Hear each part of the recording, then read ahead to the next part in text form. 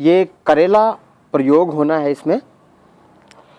और इस करेले को या तो कूट कर या मिक्सी में पीस कर आप इस तरह से इसका जूस निकाल लें और उसमें पैर डुबोकर रखें। जूस में, इस रस में जो करेले को हमने कूट कर जो औषधि तैयार की है, इसमें पैर डुबो के रखने हैं और उनको थोड़ा थोड़ा बीच बीच में ऐसे हल्का हल्का पैरों को ऐसे चलाते रहें पैरों को। इस तरह से आप पैरों को चलाते रहें 15 मिनट, 10 मिनट, 20 मिनट और आधा घंटे तक। जब इसका कड़वापन आपकी जिह्वा तक आप इस तरह से करते रहेंगे तो किसी किसी को होता है 15 मिनट में, किसी किसी को होता है 20 मिनट में और किसी को 30 मिनट तक लग जाती हैं इसका कड़वापन जीभ तक पहुंचने में।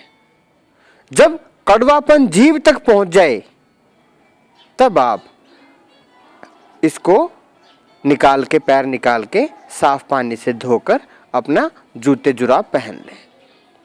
यह प्रयोग आपने 15 दिन करना है। 15 दिन करो, 20 दिन करो, किसी प्रकार का कोई साइड इफेक्ट नहीं है। और मधुमेह के रोगी के लिए, डायबिटीज के रोगी के लिए सर्वोत्तम औषधि है, सर्वोत्तम घरेलू नुस्खा है। लाखों रुपए की दवाइयां फेल हो जाती हैं, लेकिन ये देसी घरेलू नुस्खा फेल नहीं हो सकता। तो ये जानकारी सभी तक आप भी पहुंचाएं कि इस छोटे से घरेलू नुस्खे से कितनी बड़ी भयंकर बीमारी को हम दूर कर सकते हैं अपने से।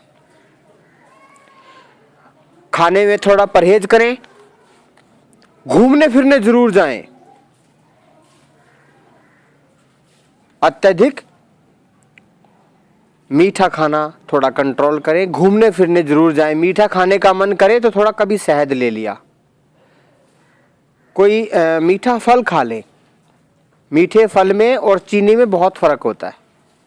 मीठे खाने को मन करे तो आप शहद को थोड़ा शहद चाट लें या फिर जो है कोई मीठा फल फ्रूट खा लें। फल फ्रूट में उतना नुकसान नहीं होगा, आपको कोई नुकसान नहीं होगा, लेकिन चीनी खाने से थोड़ा सा बच जाएंगे। तो मीठे का आपने ये परहेज करना है।